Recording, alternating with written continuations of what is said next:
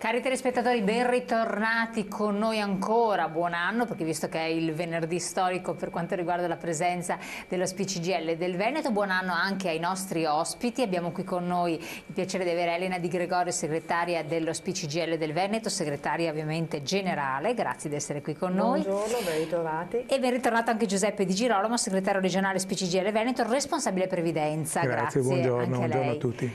Allora, riprendiamo quindi, anche se non abbiamo mai interrotto, perché di fatto quest'anno non abbiamo mai interrotto gli appuntamenti sempre aggiornati con lo SPCGL, ma riprendiamo un po' il discorso relativo alle novità che ci sono con la legge, la nuova legge, la finanziaria, la legge di bilancio, di stabilità, come si vuol chiamare, e quindi con questa manovra importante che è stata attuata. C'è tanto da dire, voi tanto nel frattempo ci avete tanto sollecitato e scritto relativamente alla questione delle pensioni, che prospettive ci sono, le rivalutazioni, insomma ci sono tante questioni aperte. E poi anche io direi di fare un po' un bilancio con i congressi che ci sono stati, quindi tutto un periodo di grandi lavori all'interno del sindacato dei pensionati, novità, prospettive, insomma rinnovi e quant'altro. E allora con questo incominciamo con lei, segretario. Cosa è successo? Beh, è successo innanzitutto, come sappiamo, che è stata approvata una legge di bilancio nel nostro Paese in extremis, quindi senza che il Parlamento fosse messo nelle condizioni nemmeno di leggerla, di conoscerla, insomma con uno strappo anche istituzionale molto, molto pesante che ci preoccupa dal punto di vista della democrazia. Ma soprattutto ci troviamo a fare i conti con una legge di bilancio che è profondamente sbagliata e pericolosa per il Paese.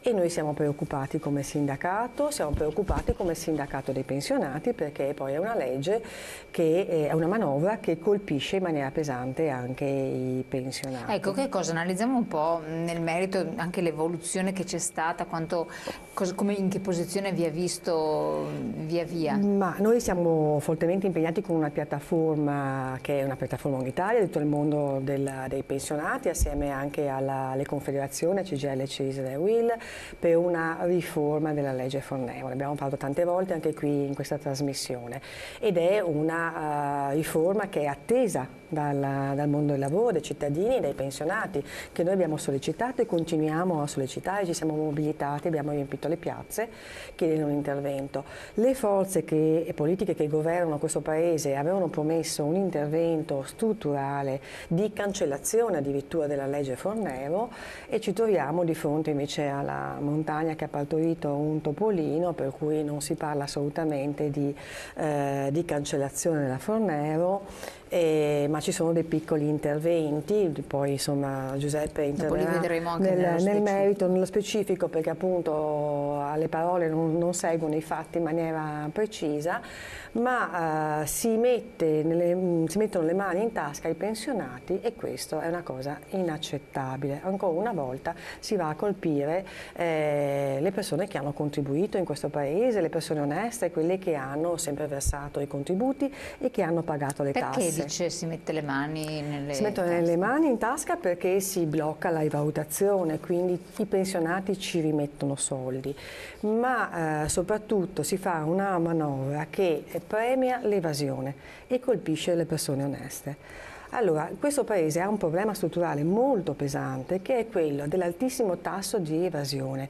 In questi giorni sono usciti anche i dati rispetto all'evasione IVA, che è un pezzettino piccolo dell'evasione complessiva, ma in Italia si evadono 35 miliardi di IVA. Il valore di una manovra finanziaria, 35 miliardi che è un quarto di tutta Europa, quindi siamo proprio in testa rispetto a questa evasione, ma nel nostro Veneto sono 3 miliardi, quindi non sono bricioline, sono delle cifre mostruose.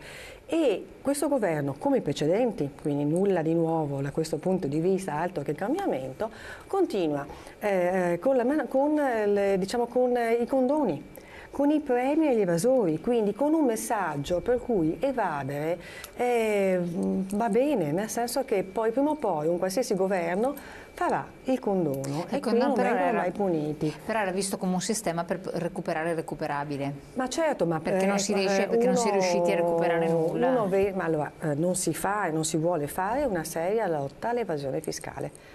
Questo è il messaggio che viene dato, anzi si deregolarizzano gli appalti. Altro segnale che viene dato in termini negativi all'illegalità e alla mafia. Quindi si liberalizzano gli appalti in assegnazione diretta fino a 150.000 euro. Sono più del 50% gli appalti in Italia che stanno dentro questa cifra. Significa che si favorisce la corruzione e l'illegalità. Però gli appalti erano bloccati e molti imprenditori del settore edile lamentavano. Un conto è intervenire sulla macchina pubblica. Noi abbiamo bisogno di efficientare la pubblica amministrazione, che è un fardello pesantissimo che frena lo sviluppo di questo Paese. Pensiamo ai tempi dei processi, della giustizia civile, insomma sono cose sulle quali anche il sistema imprenditoriale trova il nostro sostegno quando denuncia questi aspetti. Ma un conto è intervenire appunto sull'efficientamento della macchina pubblica, altro è deregolamentare gli appalti. Avevamo conquistato con le battaglie del sindacato, in termini di legalità, una legge sugli appalti che era molto importante, che tendeva a mettere in sicurezza, perché purtroppo siamo un paese di evasori, siamo un paese in cui l'illegalità la fa da padrona e quindi abbiamo bisogno di controlli. Queste cose sono state cancellate con un colpo di spugna, che significa che da una parte appunto appalti che favoriscono la corruzione, pace sociale che nasconde condoni, la possibilità che i beni sequestrati alla mafia vengano messi all'asta e quindi sotto false spoglie i mafiosi se li ricomprano e ritornano in possesso. Si stanno dando dei segnali non contraddittori, dei segnali precisi a una parte del paese e contemporaneamente si tagliano gli investimenti. La preoccupazione che noi abbiamo su questa manovra è che non è quella di cui ha bisogno il Paese, noi abbiamo bisogno di investimenti in infrastrutture e materiali e immateriali, invece si taglia sulla sanità, si taglia sulla scuola, abbiamo una scuola che cade a pezzi dal punto di vista delle strutture fisiche, ma anche che sta riducendo la propria capacità di investimento sui giovani. Se non si investe nella formazione dei giovani, noi condanniamo il Paese a un arretramento culturale, stiamo perdendo pezzi. La nostra regione Veneto poi tra l'altro sta pagando un prezzo altissimo dal punto di vista delle infrastrutture. I dati di questi giorni proprio denunciano come ci sia nel triangolo industriale una perdita di potere da parte del Veneto nei confronti di Lombardia e di Emilia Romagna anche nell'export, ma perché siamo penalizzati dal punto di vista dell'alta velocità, dell'alta capacità, non si fanno strutture, non si fanno investimenti e questo governo anziché accelerare sta frenando su questo fronte. Ed è un problema di prospettiva del Paese, cioè quale Paese noi vogliamo costruire. Anche i dati di questi giorni ci dicono che i nostri giovani continuano ad andare all'estero per cercare lavoro e quindi non ci sono provvedimenti che affrontano quelli che sono i nodi di cui il Paese ha bisogno. Quindi è una manovra sbagliata e pericolosa perché oltretutto stiamo firmando una cambiale in bianco. Ecco, il discorso delle pensioni, che era stato un po' il cavallo di battaglia del governo, di fatto, ha trovato degli ostacoli notevoli in Europa, nel senso che tutto quello che le proposte che erano state fatte, poi che vedevano, hanno dovuto tagliare fino a ridurre la situazione attuale.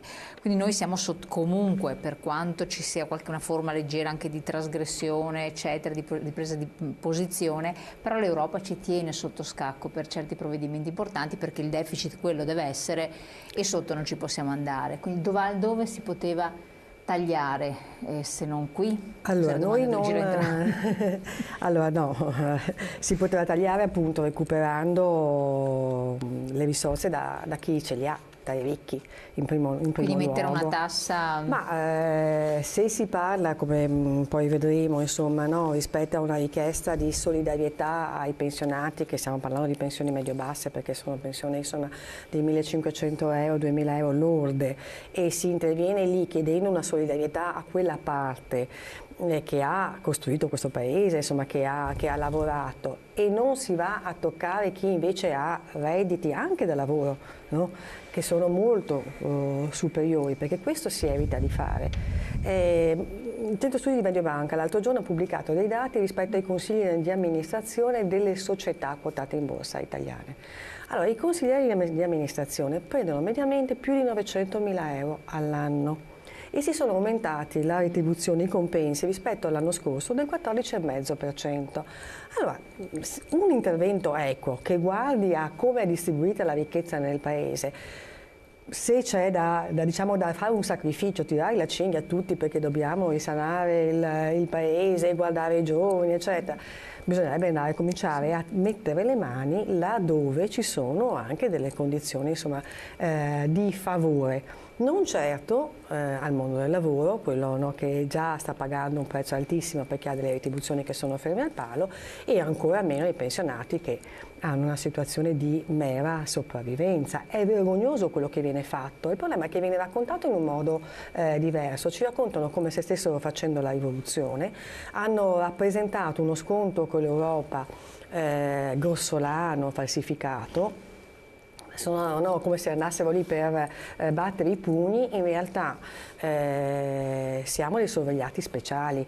Le cose che non raccontano è che ogni 3 mesi avremo i controlli in casa, che abbiamo 2 miliardi che sono di fideiussione bloccati lì perché non si fidano di come il governo italiano porterà avanti i conti, e che abbiamo firmato una cambiale in bianco di più di 50 miliardi per il 2020 e il 2021, che non paghiamo adesso noi, ma che stiamo scaricando sui prossimi bilanci.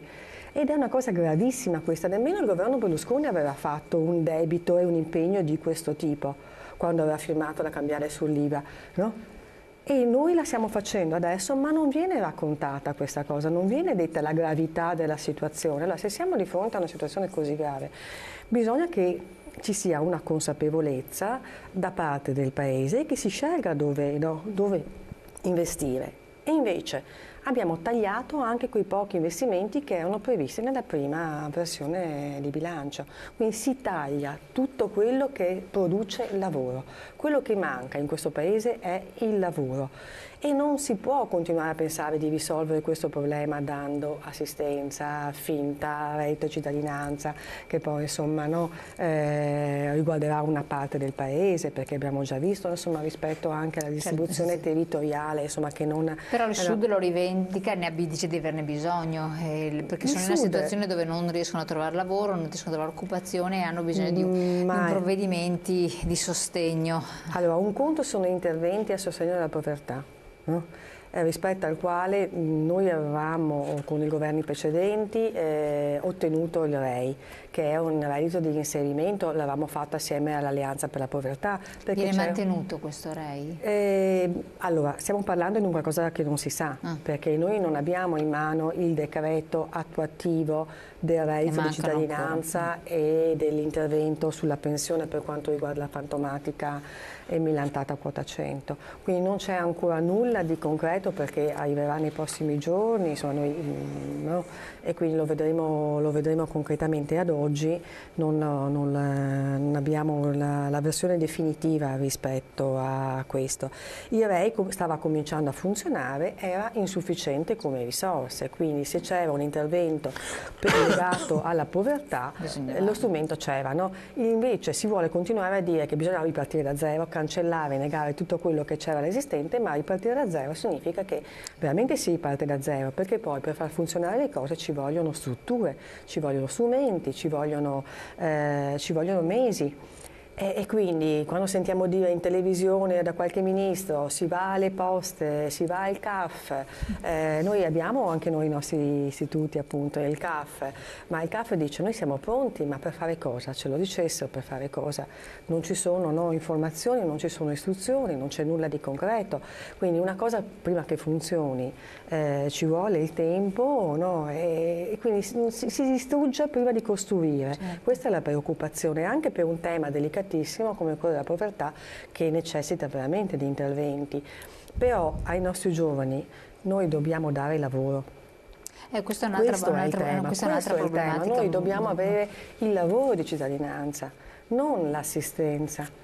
Un conto, no, è le situazioni che vanno affrontate perché sono di emergenza, ma ormai nel nostro paese la povertà non è più un'emergenza, sta diventando una normalità, perché abbiamo le famiglie che sono povere, quando c'è una persona disabile in casa si va in una situazione di povertà, i giovani che non trovano lavoro, che devono andare all'estero, oppure che dal sud sono costretti a venire al nord, perché ormai c'è una migrazione anche interna, che è uno spopolamento. Infatti, è impressionante. E quindi anche reinvestire al sud è un bel tema, perché le migliori menti e le energie vitali si spostano, non possono restare lì. Comunque, per quanto riguarda, questo rispondendo a una mail che era arrivata, il reddito di cittadinanza vi vede contrari?